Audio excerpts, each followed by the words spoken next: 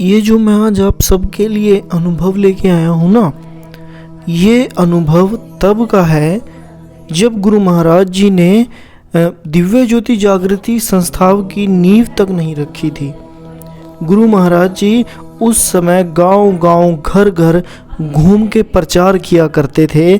आज कुछ ऐसा ही अनुभव मैं आप सबके लिए लेके आया हूँ, तो आप इसको ध्यान से अवश्य श्रवण करना। इसका एक एक वर्ड, एक एक बोल स्वर्ण के जैसा है, यानी जो गुरु महाराज जी का हमारे लिए एक तोहफे की तरह है। एक शिष्य, गुरु की हर चीज़ वैसे तो एक शिष्य के लिए अमानत हुआ करती है, पर आज ये जो अनुभव है ना, ये कुछ अनोखा ही है। वो इस अनुभव को सुनने से ही आपको पता लग जाएगा ये कितना दिव्य और कितना प्रेरणादायक है अनुभव।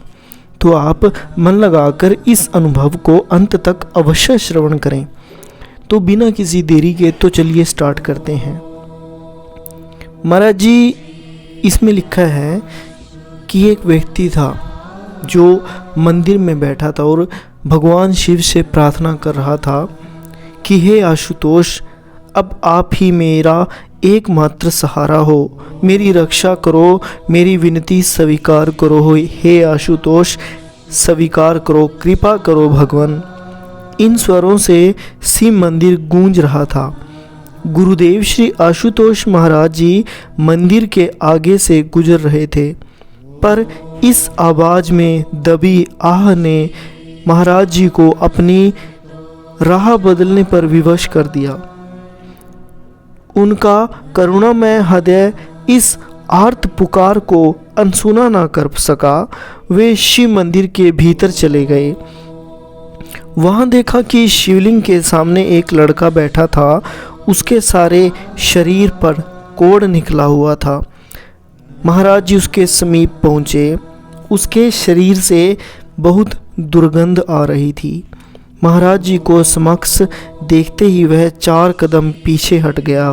फिर बोला, दूर रहिए बाबा जी, मुझसे दूर रहिए, मुझे कोढ़ है। महाराज जी ने प्रेमवश स्वर से पूछा, क्या तुम ही भगवान आशुतोष को पुकार रहे थे?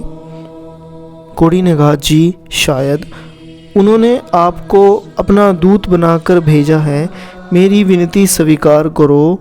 आपके चेहरे का तेज देखकर मुझे विश्वास हो गया है कि आप सब कुछ करने में समर्थ हैं। कृपया मुझे मृत्यु का दान दें। मैं इस जीवन का भार अब और नहीं उठा सकता। महाराज जी बोले कि जब हम सब करने में समर्थ हैं तो तुम हमसे मृत्यु की ही मांग क्यों कर रहे हो? अपना रोग ठीक करने के लिए क्यों नहीं कह रहे हो? विस्मय से कोढ़ी की आंखें बड़ी हो गई। अचरज में भरकर वह बोला, क्या यह रोग ठीक हो सकता है? आपके लिए, इसके लिए आप जो कहेंगे मैं करने के लिए तैयार हूँ।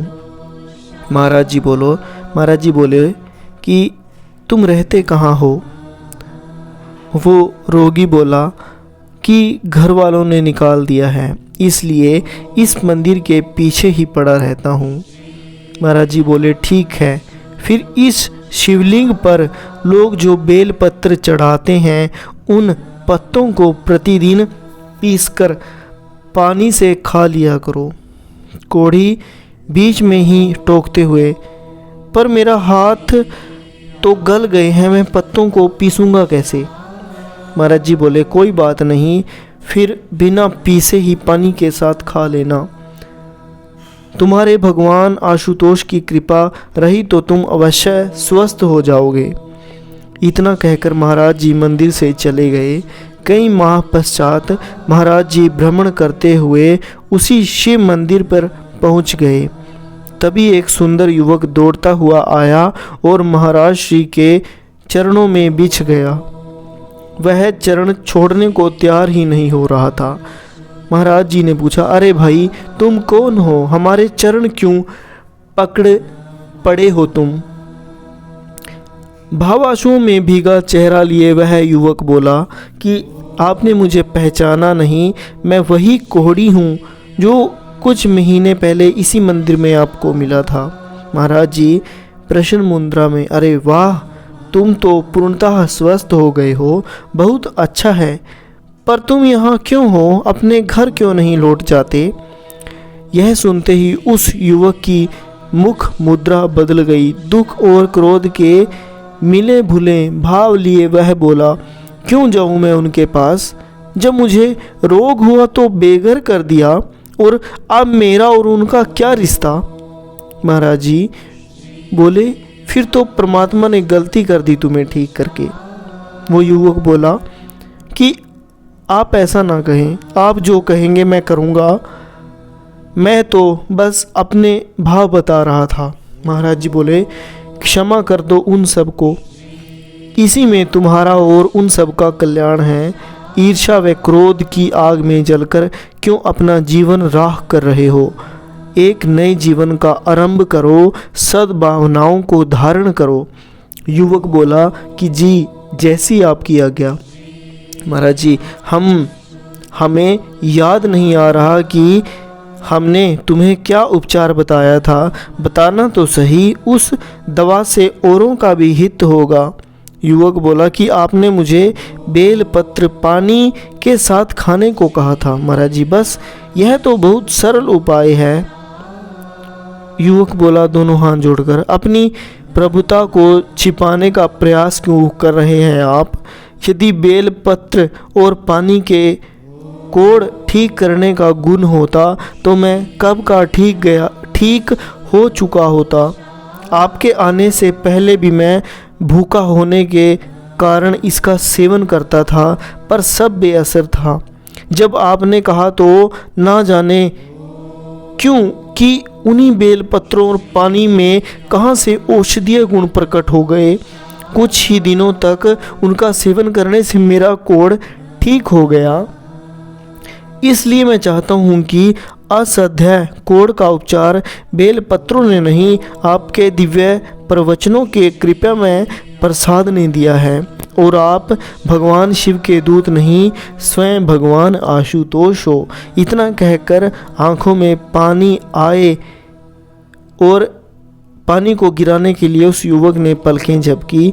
जब आंखें खोली तो देखा कि महाराज जी वहाँ से जा चुके थे। क्योंकि गुरु आते ही हमारा कल्याण करने के लिए हैं इस धरा के ऊपर। एक और किस्सा मुझे याद आ रहा है इसके ऊपर, नूर महल आश्रम का वो किस्सा है। वो अखंड ज्ञान में तो नहीं है, पर मैंने सुना था वो कहीं, मैं आपके साथ ज़रूर शेयर करना चाहूँगा। एक बार कोई व्यक्ति आया महाराज जी के पास, स्वामी भैया और डॉक्टर भैया भी महाराज जी के पास बैठे थे। तो उन्होंने कहा महाराज जी से, महाराज जी मेरा बीपी कंट्रोल नहीं होता है, मैं क्या करूं? तो महाराज जी ने उससे कहा, अरे बीपी कंट्रोल नहीं होता, इसमें क्या बड़ी बात है? महाराज जी ने उसको कहा कि तू बड़ा गिलास पानी का पिया कर, सुबह उठते ही तेरा बीपी ठीक हो जाएगा। तो उस व्यक्ति ने बिल्कुल वैसा ही किया और उसका कुछ ही दिनों में बीपी ठीक हो गया। साथ में स्वामी भैया जी और वो बैठे थे। वो दोबारा महाराज जी से बात करने के लिए आया और उसने महाराज जी को बताया कि महाराज जी ऐसे ऐसे करके आपने मुझे बताया था कि सुबह उठकर पानी का गिलास पीने से मेरा बीपी ठीक हो जाएगा, और मैं तब से स्वस्थ हूँ, मेरा बीपी तब से बिल्कुल ठीक है। ये बात स्वामी भैया और डॉक्टर भैया भी सुन रहे थे। तो क्या हुआ, जब डॉक्टर भैया वहाँ से उठकर फार्मेसी के अंदर गए तो उनके पास एक पेशेंट आए। उन्होंने भी वही बीमारी बताई जो उन्होंने महाराज जी को बताई थी। तो उन्होंने कह दिया, अरे इसमें क्या बड़ी बात है, बीपी बढ़ता है। डॉक्टर भैया बोले उस रोगी से कि तू सुबह उठकर खाली पेट पानी पिया कर, तेरा बीपी ठीक हो जाएगा। वो व्यक्ति कुछ ही दिनों के बाद आया जब दोबारा, तो उसने कहा, अरे भैया आपने तो ऐसे बताया था और मेरा बीपी तो ठीक ही नहीं हुआ, मैं सुबह उठ के पानी भी पीता हूँ। तब स्वामी जी के डॉक्टर भैया के समझ आया कि औषधीय गुण उस पानी में नहीं, गुरु महाराज जी के वचन में थे। आपने आखिर कई बार सुना भी होगा कि संत वचन पलटे नहीं पलट जाए ब्रह्मांड, कि एक संत के वचन कभी पलटा नहीं करते। इसीलिए तो एक पहले भी मैं आपको एक इस संदर्भ में एक पहले अनुभव भी सुना चुका हूँ इस संदर्भ के अंदर, कि कोई महाराज जी के पास साधिका आई गृहस्थ से।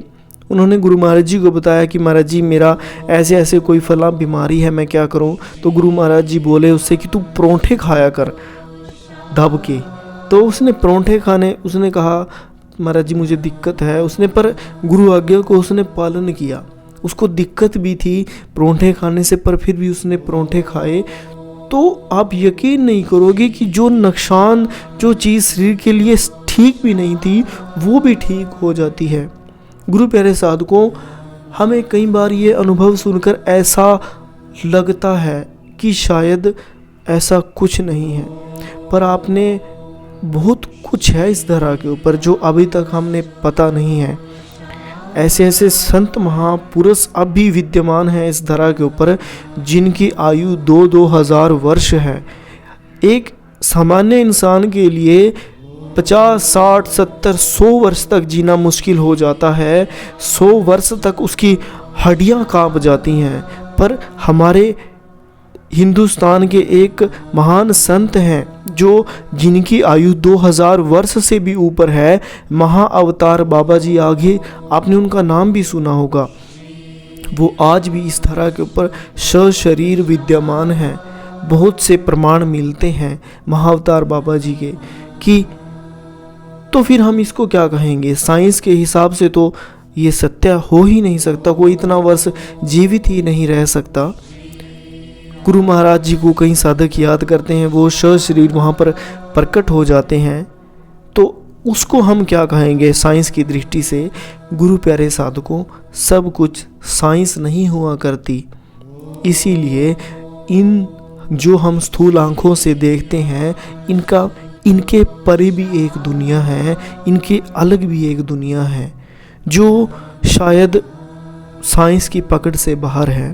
इसीलिए कुछ मार्ग ऐसे हैं जिनको हमें अपनी बुद्धि वहाँ नहीं दौड़ानी चाहिए, हमें वहाँ विवेक से काम लेना चाहिए और हमें ध्यान साधना अवश्य करनी चाहिए। अगर हम ध्यान साधना करेंगे नहीं तो हम कैसे जान पाएंगे। इसीलिए गुरु प्यारे साधकों, आप ध्यान साधना अवश्य करें, तभी आप इन अडंबरों से, इनसे बच पाएंगे। आपकी बुद्धि विवेकशील बन पाएगी उतनी कि आप उन बातों को समझ सकें। गुरु महाराज जी के जो बोलते हैं, गुरु वचनों पर आपका विश्वास तभी, गुरु वचनों पर तभी आपकी पकड़ बन पाएगी अगर आप पात्रता आपके अंदर है वैसी। अन्यथा आप गुरु वचनों की पात्रता को नहीं कैच कर पाएंगे तो वे ऐसे साबित हो जाएंगी जैसे बारिश के अंदर घड़ा उल्टा पड़ा रहता है।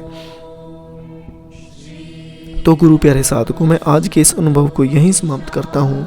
मिलते हैं कल फिर एक नए अनुभव लेके जो हमें गुरु महाराज जी से जोड़ दे, उनकी तरफ हमें लेके चले। और हाँ, अगर आप इन अनुभवों से कुछ भी भक्ति में सीखते हैं तो कमेंट के अंदर जय महाराज जी की अवश्य लिख के जाना। और गुरु महाराज जी आप पर ऐसे ही कृपा सदा बनाए रखे। इसी के साथ मैं आज के इस दिव्य अनुभवों की श्रृंखला के दिव्य अनुभव को यहीं समाप्त करता हूँ। तो बोलिए श्री सतगुरु आशुतोष भगवान की जय, सच्चे दरबार की जय।